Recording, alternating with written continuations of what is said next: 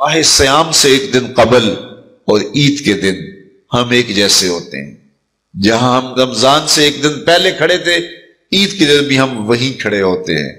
تو پھر ایک مہینہ اتنی طویل محنت کی اور مشقت اٹھائی، بھوک اور پیاس کاٹی، تو پھر کیا فائدہ ہوا؟ آپ ایک ڈاکٹر کے پاس جاتے ہیں اور اس سے دوائی لیتے ہیں اور مہینہ بعد اس کو استعمال کرتے ہیں، اور مہینے کے بعد آپ ٹیسٹ کرواتے ہیں تو جہاں تھی بیماری وہاں کی وہاں رہی. تو پھر دو باتیں ہیں، یا تو ڈاکٹر نے دوا ٹھیک نہیں دی، یا پھر آپ نے دوائی کے ساتھ پرہیز نہیں کیا اور جہاں تھے وہیں کے وہیں کھڑے رہ گئے. تو ڈاکٹر کے پاس دوبارہ جائیں گے تو وہ کہے گا جناب اس بیماری سے نجات تو ایک مہینے کے کورس سے ہو جاتا تھا، تو آپ کو آرام کیوں نہیں آیا؟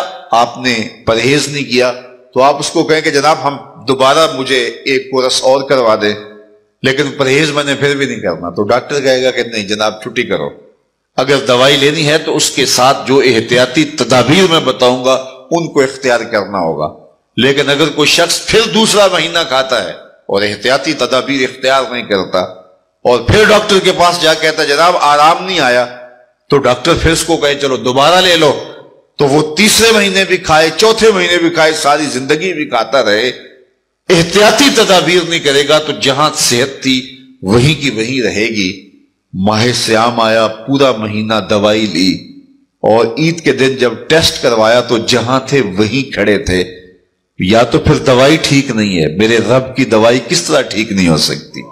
جب اس نے کہا ہے لعلکم تتقون، تم روزے رکھو میں ضمانت دیتا ہوں تمہیں تقوی ملے گا، تو پھر تقوی نہیں ملا ہے تو پھر ہم نے روزے کی احتیاطی تدابیر کو اختیار نہیں کیا ہے، اور اتنی طویل مسافت کاٹی ہے، مشقت کاٹی ہے، بھوک کاٹی ہے، پیاس کاٹی ہے.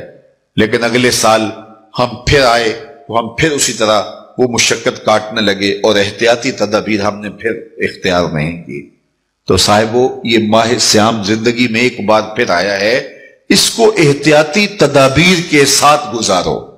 من لم یدع قول الزور والعمل بہ فلیس للہ حاجۃ فی ان یدع طعامہ وشرابہ. کہا جو جھوٹ اور جھوٹے امور اور کام نہیں چھوڑتا اس کے بھوکا اور پیاسا رہنے کی کوئی ضرورت رب کو نہیں ہے.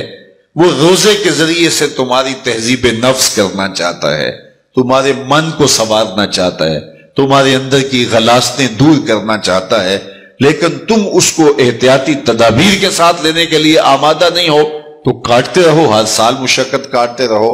40 سال 45 سال 50 سال ہو گئے روزے رکھتے. ہر سال یہ ہوتا ہے کہ 29 شعبان کو جہاں کھڑے ہوتے ہیں 1 شوال کو بھی وہی کھڑے ہوتے ہیں. تو پھر کیا فائدہ اتنی مشقت اٹھانے کا؟